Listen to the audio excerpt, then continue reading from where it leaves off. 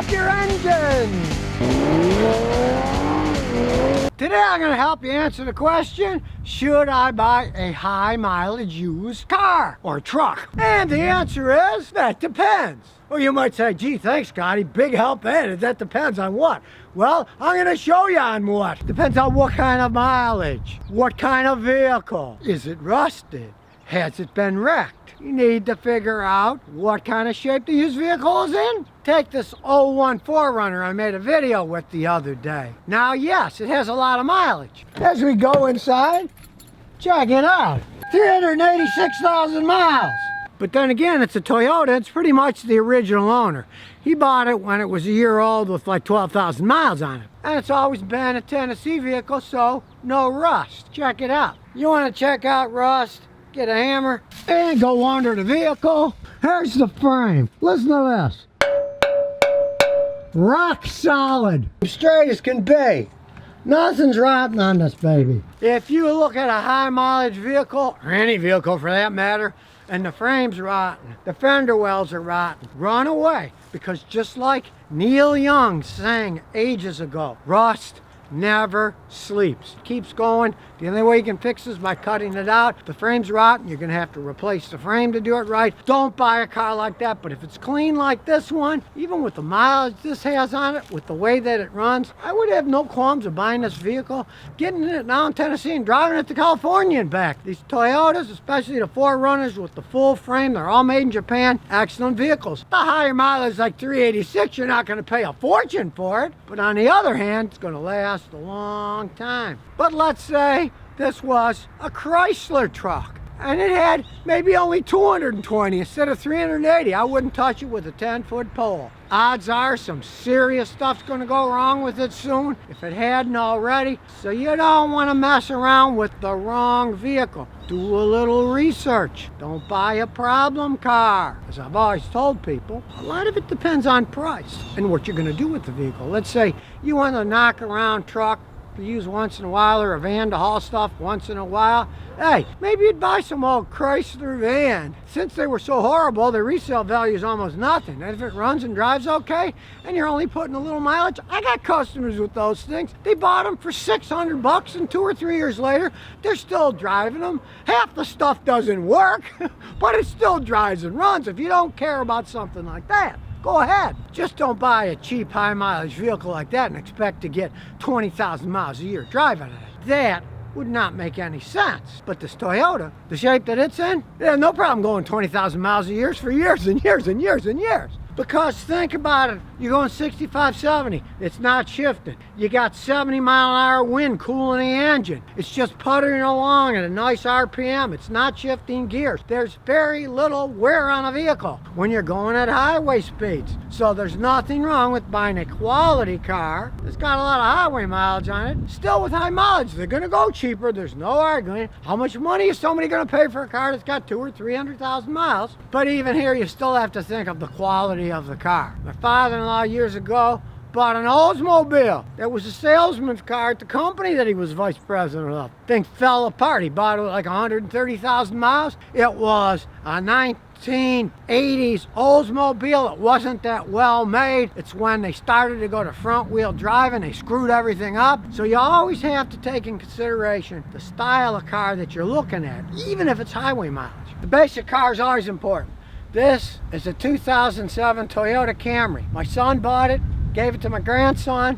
Grandson takes very little care, hardly any maintenance at all. As you can kind of tell by the bird poop on the door, and the interior's a bit ragged too. But what happens when you turn the key? It's a Toyota, it starts right up. And to prove my point even further, we'll open the hood up, which of course doesn't stay up because the struts that hold it up are worn out. He just uses a stick. It has that 2007 2.4 Toyota engine that's notorious for burning oil. That's the one thing he does do, he checks the oil. Yes, it burns oil. So he's been adding oil for years. But you heard how good it still runs. Even with the defective piston rings, this thing is still purring along like a kitten. But really, for Toyotas, this is just a baby. It's only got 149,000 miles on it. Defected piston rings and all. Still runs like a clock. It's been whacked a few times, repainted poorly, and that's the end result. And recently it just ran into a goat. Tore some of that off. Well, I guess that just shows that I'm in Tennessee now, because that wouldn't happen in downtown Houston. I never saw any goats except at the Houston Livestock and Rodeo Show. Now, of course, when you're looking at a high mileage vehicle, it's very important to either have your own scan tool or pay a mechanic with a scan tool to analyze it for a bunch of reasons. The main reason being maybe there's hidden problems. If you watch my video I did the other day on this 4Runner, the only problem I found was the right rear speed sensor wasn't working, so the ABS system wasn't working correctly. Everything else was working perfectly fine. You can't hide that stuff from a computer. People can take the check engine light bulb, or in a modern car, LED, they can break it with a little ice pick.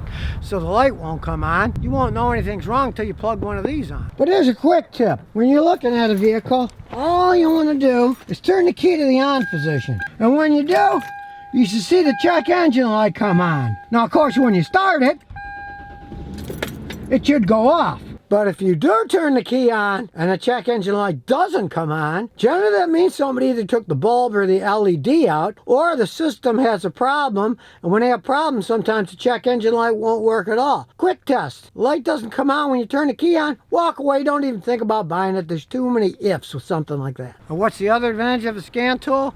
Guess what? These things have the real mileage on them. When you put them in, it'll show you what the real mileage of the vehicle is, running off the computer. Doesn't matter if the clowns went out and got a dash from a different vehicle with lower mileage on it. This thing's going to tell you the truth about what actual mileage the vehicle has on it. And of course, you want some kind of proof that a high mileage vehicle hasn't been in a bunch of wrecks and stuff. Always demands to see the title. If the title says reconditioned salvage title, it was totaled at some point in time by an insurance company, somebody fixed it as poorly or as well as they decided to and sold it on to the next person. I tend to stay away from such high mileage vehicles because you never know what the history of it was unless you knew the person. Let's say it was totaled by an insurance company because it got hail damage and there's dimples on it. If you don't care about dimples, what the heck? Or maybe they had the dimples fixed. That you wouldn't care about. But there's often hidden stuff. If you find out that the vehicle has been wrecked recently, my advice, walk away. And whether you own a scan tool and know how to operate it or not, these things can get you a ton of information. Pay a guy like me if you're worried. If not, get your own scan tool. You don't have to buy a $4,000 one like this. A really nice $99 blue driver to get you a lot of information. And it just runs off of your phone, so you don't have to buy the hardware. You're just buying a software and a dongle that plugs in. You can learn quite a bit about reading the data, seeing what trouble codes are, do or not exist. You can miss a lot of things without hooking a scan tool up, and it works so fast. They say, get one, learn. If you don't want to do that, pay a guy like me, because there's a lot of high mileage cars out there that are in excellent shape. And there's a lot of clunkers too. Now, here's an example of a possible high mileage vehicle that you might want to buy, but then you're going to complain it's too expensive. The classic Toyota Tacoma. If you can find when it's in really good shape to buy used, yes, you're going to pay more for it because they can last so long. It's very common for these things to go more than 500,000 miles if you take care of them. Let's say you find one with 200,000 miles on, you got to pay more than you want to. What if it makes it to 500,000? Man, did you get a deal? Because you're certainly not going to pay anywhere near the original price. And if you still have another 300,000 miles left, you're making out like a gangbuster. But let's say you can't find it in your price range. A nice Tacoma. You could look at Ford Rangers. You could look at Nissan Frontiers. They're decent trucks, and you're going to pay a lot less for them used. There's no arguing that. But especially when it comes with used pickup trucks, listen to me seriously here. Don't pinch pennies if you're planning on saving a whole bunch of dollars. Maybe it's $1,000 more than you'd like to spend, but it's a Toyota Tacoma. It checks out good. Believe me, just spend it and don't worry. And here comes another tip about high mileage vehicles. You want a pickup truck, get a rear wheel drive one like this. If you're buying a high mileage used 4x4, there's a lot of expense in repairing 4x4 equipment. So much so that I've had customers have me remove the front wheel drive shafts on their 4x4 truck and only run on the rear because they didn't want to spend the kind of money it costs to fix a 4x4. This old 4Runner, it's only rear wheel drive. It's 2-wheel drive. It doesn't have all that stuff on it. Now what rolled by? Another perfect high mileage used vehicle. It's a Toyota Tundra. It's got 350,000 miles, and it was just used, you can see on the back, to pull a Cadillac from California to Tennessee, and it had no problems at all. Yes, you're gonna pay more for a Tundra, but if they hold up like that, like I say, don't pinch pennies to save dollars. You pay a little bit more. If you're driving that thing for decades, you're gonna thank Scotty for saying, there's nothing wrong with buying a high mileage Toyota truck. No, I don't advise this, but the man who owns this truck is a bit of a madman, and he once towed a total of 18,000 pounds with this thing, and it made it where it was going. The engine didn't go, the train didn't go, and amazingly enough, the tires didn't blow either.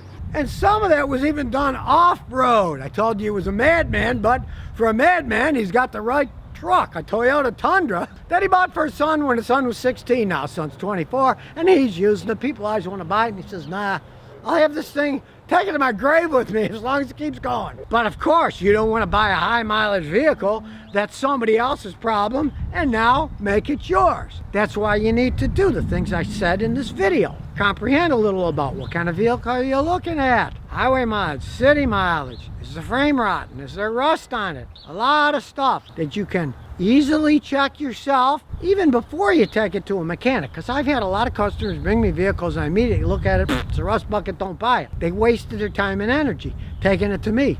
You can do the small checks first, the simple things. You got a scan tool, you can get some really good ideas, then bring it to a mechanic for a final check. That's the absolute safest way of doing it, because high mileage vehicles, some of them out there are a dream come true, and some of them are your worst nightmare. A real sweet dream like this 2001 4Runner with 386,000 miles on it. Do not poo-poo a vehicle like this.